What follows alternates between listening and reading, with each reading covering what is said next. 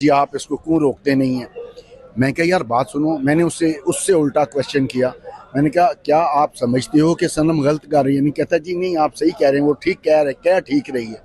तो मैं क्या, अगर वो ठीक कह रही है तो किसी को अगर ठीक कहने पर आप उसको, मुझे या उसको ये मैसेज भिजवाते हो कि 5 साल उसने जेल में रहना है, तो तुम अल्लाह मियाँ से बड़े नहीं हो। अगर उसकी किस्मत में अल्लाह ने ये लिख दिया है तो तुम्हारे कहने से वो बाहर नहीं आ जाएगी। और तो वो अगर, कह रहे हैं कि 5 साल जेल में रहेगी। हाँ उन्होंने ऐसा ही कहा जी। अस्सलाम वालेकुम, मैं हूं हसनैन, आप देख रहे हैं नया पाकिस्तान। लाहौर हाई कोर्ट में मौजूद हूं। आज इमरान खान के केस की समाअत भी थी और सनम जवेद उसके ज़मानत के हवाले से भी समाअत थी। सनम जवेद के वालिद साहब मेरे साथ मौजूद हैं। अच्छा, पहले तो ये बताएं कि सनम पहले भी 14.5 माह जेल में गुजार के आई है और अब तकरीबन 2 माह होने वाले हैं। इस मरतबा क्यों गिरफ्तार किया गया है? क्या जुर्म था इस मरतबा सनम का? उसका वही जुर्म था जो 14 महीने पहले रहने से पहले उसका जुर्म था, जो बोलना। उसको कहा जा रहा था कि तुम बोलो नहीं।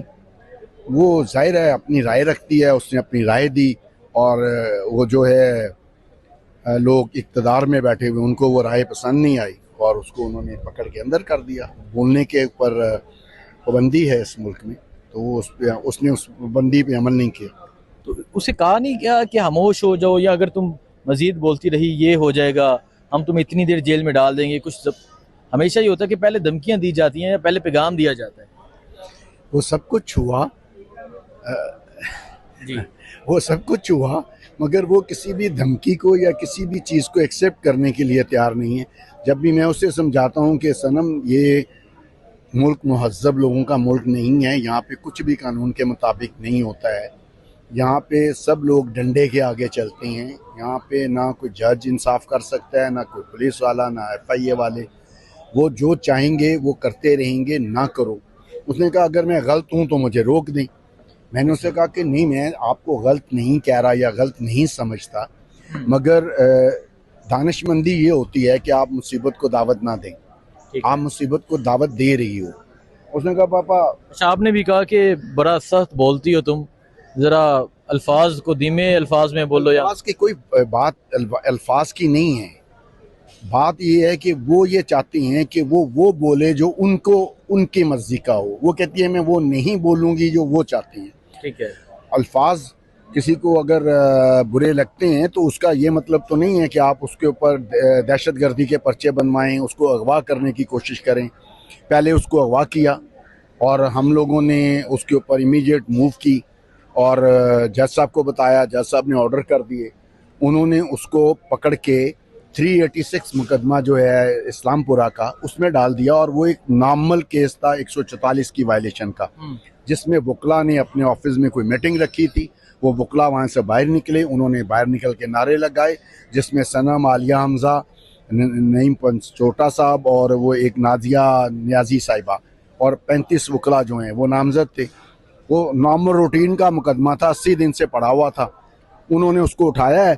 जब हमने उसको रेट के जाके कायदे आज़म पुलिस स्टेशन में दरख्वास्त दे दी कि जी एक आदमी DSP ने उसको अंदर से अगवा करवाया, लेके गया और अगवा करवा दिया, तो उन्होंने उसको पेश कर दिया उस मुकदमे में। और अच्छा, अब आज आप यहाँ हाई कोर्ट में मौजूद थे। ये हाई कोर्ट की बिल्डिंग, ये जजेस और ये कुर्सी आपको इंसाफ देगी? आपकी बेटी को इंसाफ देगी? देखो मेरे पास और कोई ऑप्शन मौजूद नहीं है। मुझे कतई तौर पे अगर इंसाफ आप इंसाफ देने में देर करते हैं तो वो इंसाफ का कत्ल है। मुझे कतई तौर पे किसी से कोई उम्मीद नहीं, अल्लाह से उम्मीद है। उसने कोई जुर्म किया ही नहीं हुआ। उसको पहले अब भी 45 दिन से बेगुनाह जेल में रखा हुआ है। जाहिर है अगर सिर्फ इन्हीं के पास आने की बात होती तो, और मेरे पास कोई और ऑप्शन मौजूद होता, तो मैं कभी इस कोर्ट में ना आता। क्योंकि 26वीं तरमीम के बाद ये जो सारे लोग हैं ये जज की हैसियत से काम कर ही नहीं रहे हैं। ये वो कर रहे हैं, ये ना किसी कानून पे अमल कर रहे हैं, ना कोई और काम कानून के मुताबिक कर रहे हैं। अभी आपने ये बात की यहाँ के, उसे आई थिंक यहाँ आपको पहले पैगाम दिया गया कि अगर खामोश ना रहे तो 5 साल कैद कर दिया जाएगा। जाहिर है ये तो कल भी उसने मुझे बताया कि ये बात मेरे और मेरी मिसेस के साथ वहाँ पर हम लोग मिलने गए थे। तो वो एक डिप्टी सुपरिटेंडेंट साहब हैं, उन्होंने हमें कोई 1 घंटे का लेक्चर दिया कि जी आप इसको क्यों रोकते नहीं हैं। मैं कहा यार बात सुनो, मैंने उससे उल्टा क्वेश्चन किया। मैंने कहा क्या आप समझते हो कि सनम गलत कर रही है? नहीं, कहता जी नहीं आप सही कह रहे हैं, वो ठीक कह रहे, क्या ठीक रही है? तो मैं क्या, अगर वो ठीक कह रही है तो किसी को अगर ठीक कहने पर आप उसको, मुझे या उसको ये मैसेज भिजवाते हो कि 5 साल उसने जेल में रहना है, तो तुम अल्लाह मियाँ से बड़े नहीं हो। अगर उसकी किस्मत में अल्लाह ने ये लिख दिया है तो तुम्हारे कहने से वो बाहर नहीं आ जाएगी। और तो वो कह रहे हैं कि 5 साल जेल में रहेगी। हाँ, उन्होंने ऐसा ही कहा जी। कैटेगोरिकली ये पैगाम दिया कि जी, आप जी। 5 साल इसके जेल में। जी जी बिल्कुल ऐसा ही कहा। तो आप वालिद हैं, आपके नवासे नवासियाँ भी घर में मौजूद हैं, सनम की जो औलाद है, सनम के बेटा बेटी। हमारे पास ही है वो। हम उनकी स्टडी के ऊपर जितना फोकस हो सकता है वो कर रहे हैं। ज़ाहिर है हमें बहुत सारे इश्यूज़ हैं। उसके खामंद को भी इन्होंने गिरफ़्तार कर लिया था, उसके खामंद को उसकी नौकरी रीजॉइन नहीं करने दे रहे, और बहुत सारे इश्यूज़ हैं हमारे साथ। लेकिन ज़ाहिर है आप वालिदैन जो हैं वो अपनी औलाद को मुश्किल वक्त में अकेला नहीं छोड़ सकते। सनम क्या कहती है? सनम जेल में हमने देखा कि कोर्ट में जब वो पेश होती है उसका तो अंदाज, लहजा, बोलना बिल्कुल उसी तरह है। वो अपने आप को हक पे समझती है, और वो कहती है कि अगर दुनिया में हक पे खड़ा होना गुनाह होता तो इमाम हुसैन हक पे खड़े नहीं होते। उनको पता था कि उनको शहादत मिल जाएगी, उनको शहीद कर दिया जाएगा, उनके ख़ानदान को मार दिया जाएगा। तो अगर वो भी समझौता कर लेते तो आज वो तारीख़ में ज़िंदा नहीं होते। वो कहती है मैं तारीख़ में ज़िंदा रहना चाहती हूँ। मैं चाहती हूँ कि जब मैं चली जाऊँ दुनिया से तो लोग याद रखें कि मैंने कोई कंप्रोमाइज़ नहीं किया था।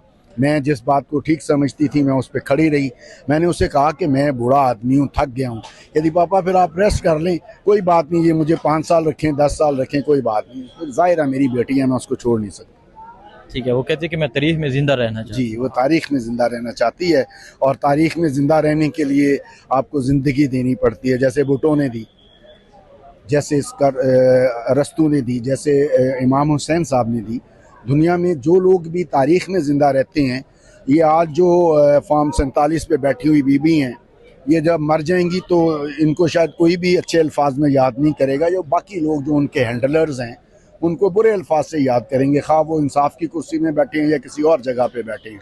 लेकिन आज भी अगर कोई इंसाफ के हवाले से याद करता है तो तीनों पाकिस्तान के गैर मुस्लिम जज हैं, चीफ जस्टिस हैं सुप्रीम कोर्ट के, जिनको याद रखा गया है। किसी मुसलमान जज को ये एजाज़ हासिल नहीं हुआ कि वो तारीख़ में अपने आप को ज़िंदा रखता। अल्लाह आपके लिए और सनम के लिए सानिया फरमाए। बहुत शुक्रिया।